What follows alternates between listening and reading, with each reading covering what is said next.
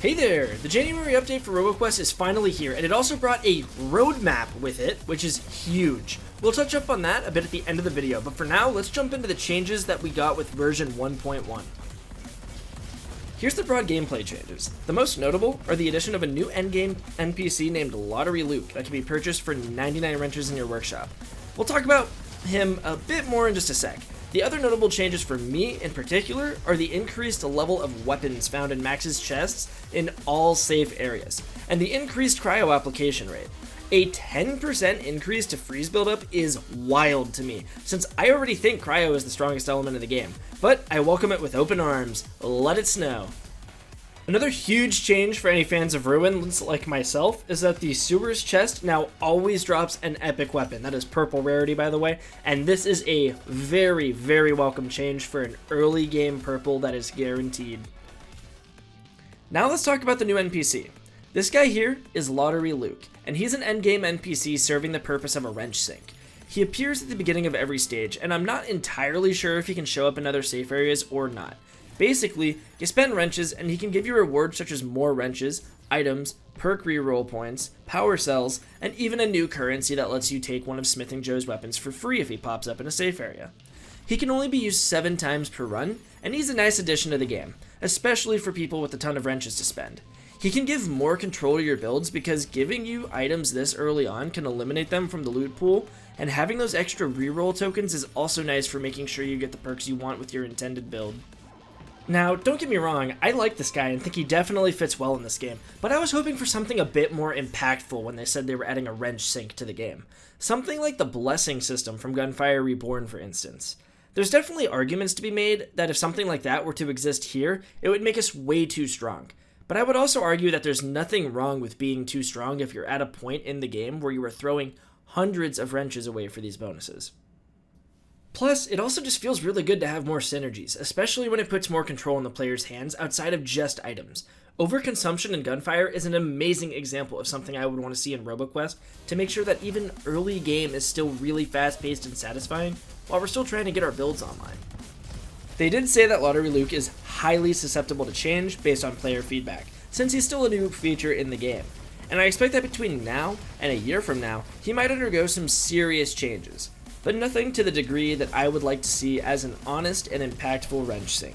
We never know though. We might even get another NPC that serves as a wrench sink that'll fill the void. Here's a list of all the class changes that came with this update. There's a few notable changes, but most of these are pretty minimal in the grand scheme of things. It's no surprise that Elementalist had the most work done on them, but I was honestly surprised to see any form of nerfs on them, especially to their primary ability, Trinity. I will happily take that buff to damage from Dynamic Mantra, however. I also think the increased charges for True Shot on Recon and Ranger are a nice addition that can make some slower weapons like the Shark Sniper feel much stronger. I also just find it funny that every class had some degree of work done on it except for the Commando. No complaints from me, however, on that front. Boomboy is perfect just the way he is. We also have some AIX changes, and these are pretty interesting. Mega Boom has increased radius, damage, and chance to activate, which is a huge change that makes me want to take it a lot more, maybe even over fragments in some cases for explosive runs. Bullseye got some more crit damage, which is always a plus for me. Spear activates a little more often, but I still don't see myself really using it. Havoc causes a little bit more ability damage, but still not as much as if you were to just upgrade the starting pistol in the Oasis. The elemental affixes that can roll on guns that already have elements on them intrinsically, like the Volcano Rifle, also have a higher chance to activate, which is awesome for non-elementalist and engineer elemental runs. Velocity has more bonus crit damage. The Arctic Gun can no longer roll Buckshot, which is tragic for Buckshot and Arctic Gun enjoyers alike, but they said that their reasoning for doing this was because it was impacting the performance of the game a lot in certain situations. The Prime Affix got added to more weapons, and the last change is absolutely heartbreaking. The first Affix has been removed from a bunch of weapons. Now, they did not specify which weapons, but I think it's safe to assume Windmill Rifle may have been a victim. We might have uploaded a few too many Battle Mantra videos benefiting from that affix, considering the developer note underneath. It was fun while it lasted. Here's a list of all the weapon changes if you want to pause the video and take a look. I will also have the patch notes linked in the description below if you want to view these yourself without fumbling over a paused video to find out if your favorite weapon was covered. I'm not going to cover all of these, but there is one major change I noticed and a few other things I will mention here briefly. It does seem like most of the weapons on here got a buff, but some of them didn't, like the Gorilla Bolter, which suffers a massive reduction of 10 ammo, making the base maximum 20 instead of 30. Now, it got a small fire rate increase as a result, but no amount of sugar is going to take the bitterness out of that nerf. The Valkyrie rifle got a small but noticeable buff to its damage, impact, and fire rate with an additional change to its recoil pattern. Now, we did use this quite a bit after the update and noticed its performance immediately, and finished our first run of the day with it actually. Very much appreciated change in my opinion, and now I have a reason to take this over the Vulture rifle if the situation occurs where I need to make a choice between the two. The Beluga cannon got a small increase to its damage, but suffered a pretty serious nerf to its blast radius, bringing it from 2.6 meters down to 1.8. Now, that does sound bad on pen and paper, and it is noticeable in-game, but this weapon is still incredibly strong, even with the nerf to its blast radius. If you are feeling like the blast radius is a bit lacking for yourself, you can always look out for the Mega Boom affix that we covered earlier, since it got a hefty buff and is looking more like a go-to affix for explosive weapons. That being said, I did not run it with Mega Boom and felt that it was still incredibly strong, especially because of the damage buff. Now onto what is in my opinion the biggest weapon change in the entire update, and it might surprise you, but it's the Thumper. I used to hate this thing, and it was really clunky to use.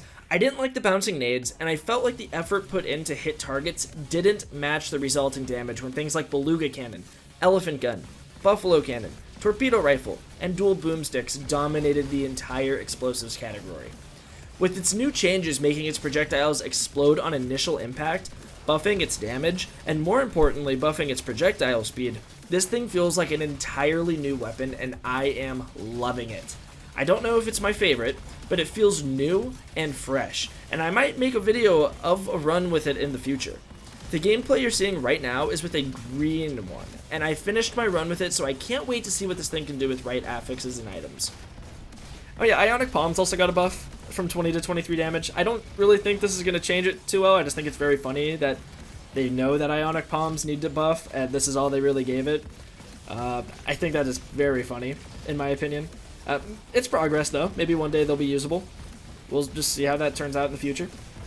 Now, onto item changes. None of these really stick out to me as major changes except for the Flower Pot nerf. This is a noticeable nerf since it means you are now being affected by crowd control effects for longer than before, meaning that, you're going to be out in the open, possibly might die here and then because of this nerf, but it is still a really important, borderline essential defensive item and is by no means going to die off in terms of viability due to this nerf. They did also buff some main bosses and our boy Mystico. The increased health pools of Dr. Turret and Billy Boom could make getting through them a bit more of a slog if you don't really have a lot of synergy on your way out of stage 2, but these aren't major changes by any stretch of the imagination. Beetle Royale and Uncle Jim did get noticeably more health, and while I haven't fought Uncle Jim yet since the update, Beetle Royale's health and damage buffs are noticeable, but they aren't large enough for the fight to feel entirely different in terms of difficulty. I think all these changes are solid. Here's a list of bug fixes. I'm not going to cover them really because I don't really suffer from them, but if you want to take a quick look, here you go. Keep in mind, I will have the patch notes linked in the description below if you want to check them out for yourself. But that about does it for the patch notes. But we're not done, remember, we have a roadmap to check out before we go. Now, these are going to be free title updates coming out in spring, summer, and autumn of this year, with their respective names being Arsenal, Super, and Endless. I know a lot of people are excited for the Endless update, but an Endless game mode isn't my cup of tea personally, and I'm looking more forward to Arsenal and Super. I'm glad the devs are keeping the community in the loop, and for anyone that wants to stay heavily updated and informed, make sure to join their official Roboquest Discord where the devs actively participate in discussions with the community. I'll have that linked in the description as well.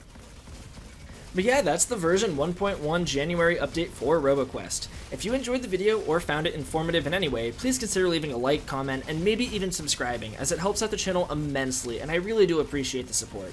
If you ever want to hang out live, check out my Twitch in the description while you're down there, and I do play a lot more games than just Roboquest, so be warned, you might see me playing Warframe or something if you check me out live.